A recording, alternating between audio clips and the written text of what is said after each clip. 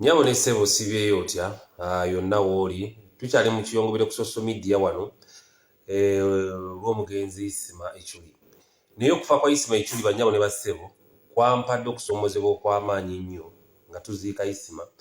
Naye ntegera nti ebintu by'ensi eno bitwebalizaamu bwereere.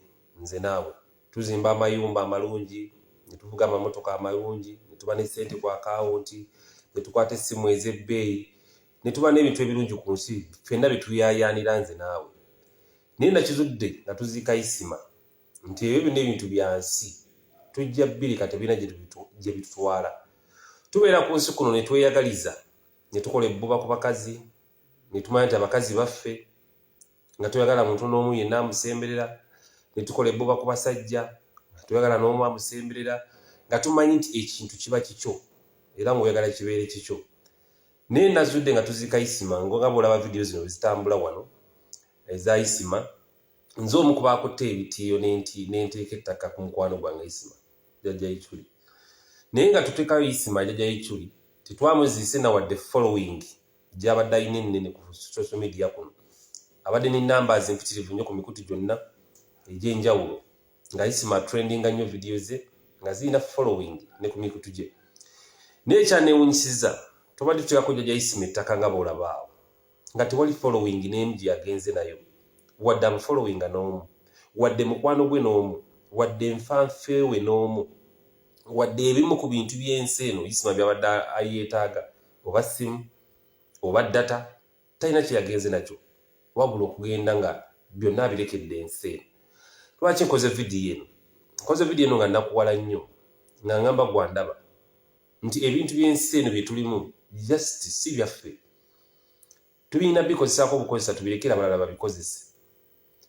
Kubanga ne bw'onaalwana otya n'otta omuntu n'oluga n'obuba ne weesaako ebikomera n'oba ne security, olina emmotoka 10 ezikukuuma, olina abasirikale balina bomu, balina ebiso bakambwe, geeti n'ogiteekako amasannyalaze geeti yo, n'oteekamu n'embwa mu geeti.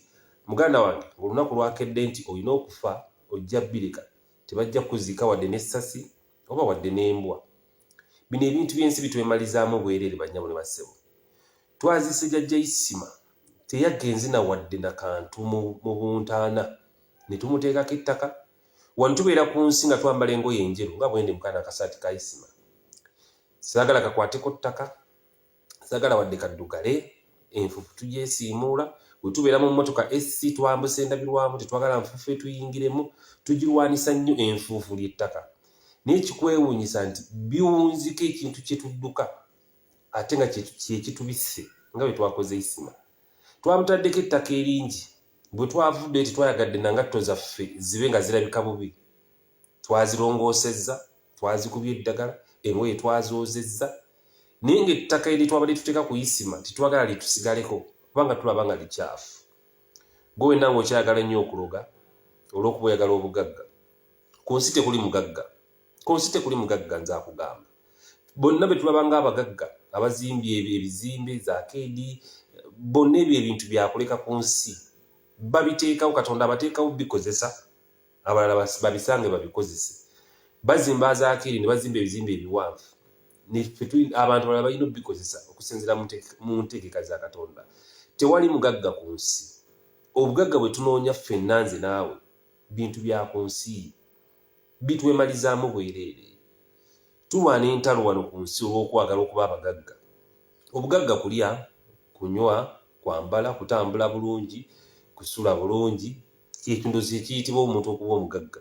Naye teri mugagga ku nsi. Kaabaani.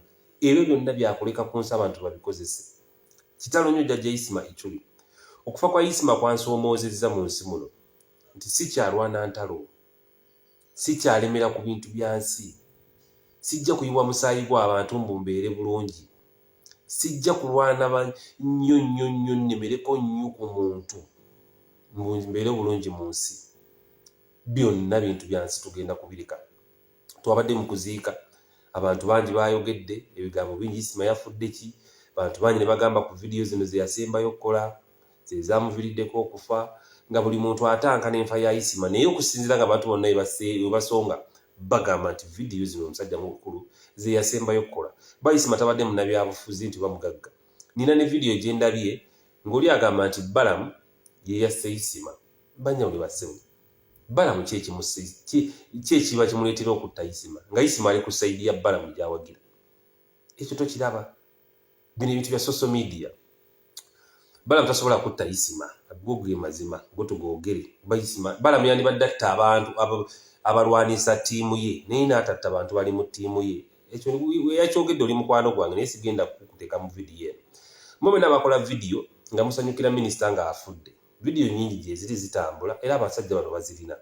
Nazo muzeegendereze era namwe mwegendereze. Okufa kwa Isima kutuwa ekyokuyiga nti tuwaanira okubeera obulungi ku nsi. Naye byonna ebintu tubirekawo. Totta muntu, tologa muntu, totwala bintu bitali bibyo, tobba mataka g'abantu, togoba bantu ku mataka, tobba bintu by'abantu olw'okuba gweyagala okubeera obulungi. Ebyo byagaliramu okubeera obulungi muganda wange ogenda kufuubireki. Tebagenda kuziika mu akeedi, tebagenda kuziika mu mmotoka nnungi, tebagenda kuziika mu maka malungi. Naye oba n'amaka amalungi ekkololo bw'otuuka okuziika bakutwala Masaka. Twagenze okuziika Isima twamuziise Manju. Mu lusuku waliwo amalaalo g'abasiraamu tebagakola, tosobola na kumanya nti bagundi bamuziika wano, mpozi nga bamuziika be bategedde nti bamuziika wano. Isima ne tumuleka mu lusuku. Banzi nabadde mu lusuku ng'ebitooke bw'obiraba awo. Twamulese mu lusuku.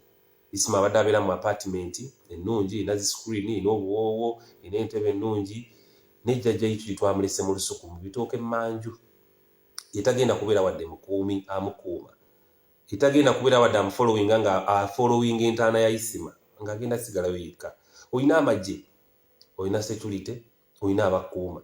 Naye tujja kukuteeka mu lusuku. Abo bonna bajja kweyongerayo n'obulamu. Ensi tegenda kukyuka mu olw'okuba ofudde. Vidiyo sagala kola mpanvu eno. Kyenkugamba, tolwanagana na bintu bya nsi. Manya nti enkya toliiwo. Ssaawa yonna ofa. Okufa kuli buli wamu.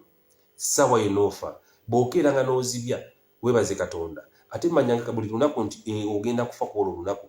Saba essaala y'esembayo. Sabanga essaala y'esembayo buli lunaku. Era wejjusenga era wenenyenga mu maaso ga Katonda buli lunaku. Kubanga ova wano olaba vidiyo eno ogenda okulya nti Kabaata afudde. Ogenda okulya nti yabadde alaba vidiyo afudde. Ng'ogenze.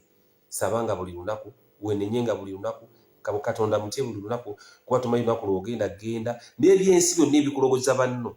N'ebyensi byonna ebikuttisa banno. Muganda wange, mwannyinaze, ogenda bireka wano abantu babikozese. Isima ali mu ntaana gye twamutadde, talina wadde kantu. Aliyo yekka. Mukama Katonda abategedde mesigi yange eno abampeera omukisa. Nze Katumba Richard.